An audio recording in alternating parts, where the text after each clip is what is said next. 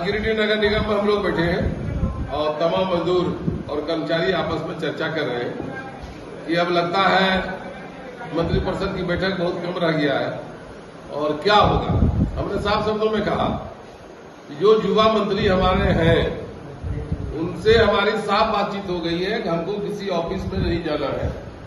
वो अपने डेरा पर पदाधिकारी को बुला करके जो वार्ता किए और साफ शब्दों में कहा था कि भैया अगर हम मध्य प्रदेश के पैटर्न पर देखें तो लोगों को घाटा होगा, कुछ जो हमारा स्वीकृत पद है उस पर डेली बेसिस चला जाएगा, उसको बढ़ा हुआ वेतन मिलेगा और जो बच जाएगा उसको मध्य प्रदेश के पैटर्न पर जो हमको करना है वो लोग को उस आधार पर कर लेंगे।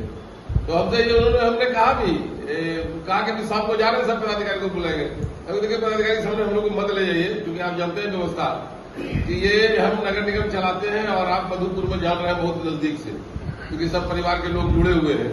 तो आप देखते होंगे कि इसके पास दिन में जो पैसा मिलता है रात भर में खत्म हो जाता है और जो समाज जो कार्यालय का जो पद्धति है हर लोग उम्मीद करता है नौकरी हो रहा है जरूर आएगा।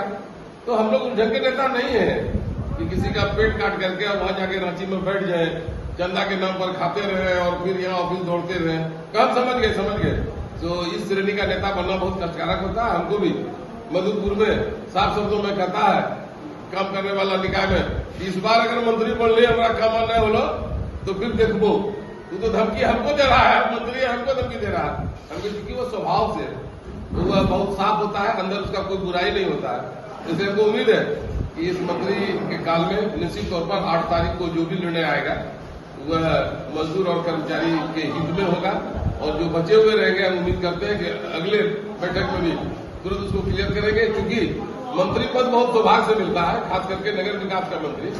और समूचे राज्य में पहला बार मौका मिलेगा उस मंत्री को इतने दलित और गरीब का कल्याण करने का। तो हम समझते हैं कि अगर ये मौका मिला है तो वो इस मौका को नहीं मिलेगा। और साफ शब्दों में हम कहना चाहते हैं इतना सरल स्वभाव का मंत्री और इतना साफ दिल का मंत्री बहुत कम होता है। न तो हम लोग ने उनसे कोई चालबाजी किया, न ही उन्होंने चालबाजी किया।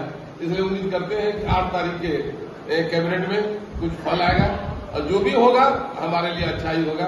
और इस अवसर पर आज क्योंकि दुर्गा पूजा का टाइम है, नगर विकास यहाँ हमारे जो प्रशासक है उनसे भी हम लोगों ने अनुरोध किया है कि हर दुर्गा पूजा में त्योहार के अवसर पर मजदूरों को एडवांस मिलता है और एडवांस की कटौती 5 किस्त में कर लिया जाता है। कोई बड़ी चीज नहीं है। अगर 10,000 दे देगा 2,000 करके 5 महीना काट लेगा, लेकिन उस गरीब के घर में जितना कम पैसा मिलता है इसमें दुर्गा पूजा होना संभव नहीं है।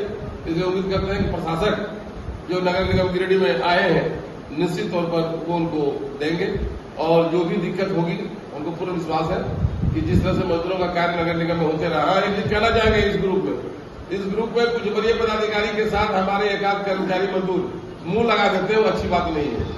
संजय मंडल एक लड़ाकू योद्धा है या अनूप लाल हरी ये सब लड़ाकू योद्धा है और कोई एक कर्मचारी अगर उस पर किस तरह की बात करता है तो ये उचित नहीं है। वैसे लोगों को ग्रुप से हट भी जाना चाहिए, क्योंकि जब आप सम्मान किसी को नहीं दे सकते तो आपको सम्मान कौन देगा।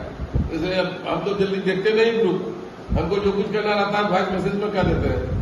लेकिन आज जब हम यहाँ बैठे तो कुछ लोगों ने बताया कि हमारे ही किसी सदस्य ने संजय मंडल के साथ मुंह लगा दिया, ये अच्छी बात नहीं है। सदस्य को भी बुलाकर हम लोग समझा देंगे ऐसी गलती ना करें। नेता बनने का शौक है तो पहले गिरिडीह नगर निगम में नेता बन जाओ, उसके बाद राज्य का नेता बन जाओ। जो अपने निकाय का नेता होगा वही राज्य का नेता होगा। जब निकाय में ही उसकी इज्जत नहीं होगी तो वह राज्य में नेता कैसे बनेगा। इसलिए साफ शब्दों में नेता का पहचान है कि पहले जहां आप काम कर रहे हैं वहां नेतृत्व क्षमता बढ़ाइए, वहां का नेता बन जाइए, वहां का अध्यक्ष बन जाइए, वहां का मंत्री बन जाइए। उसके बाद राज्य में आकर के आपका स्वागत होगा। सारे लोग हम लोग चाहते हैं कि युवा लोग आगे बढ़े, लेकिन युवा लोग कम मिल कहाँ रहा। पहले वो नगर निगम में अध्यक्ष बनकर के आए युवा, उनको देखिए राज्य में कैसे हम अध्यक्ष बनाते हैं, कैसे राज्य में मंत्री बनाते हैं, क्योंकि उनकी लोकप्रियता पहले अपने निगम में होगी। इसलिए तब जिस जमात को लेकर हम लोग चल रहे हैं, कुछ पढ़े लिखे हैं कुछ अनपढ़ भी हैं, इसलिए बड़े नेता को भी थोड़ा यह ध्यान में रखना चाहिए। अगर बोल दिया तो बोल दिया ग्रुप में, तो फिर भी इन्हीं चंद शब्दों के साथ हम तमाम मजदूर कर्मचारी को दुर्गा पूजा का अग्रिम बधाई दे रहे हैं। बढ़िया से त्योहार मनाइए और त्योहार हमेशा मनाते रहे, इस बार भी मनाइए, किसी चीज की दिक्कत नहीं होगी। धन्यवाद।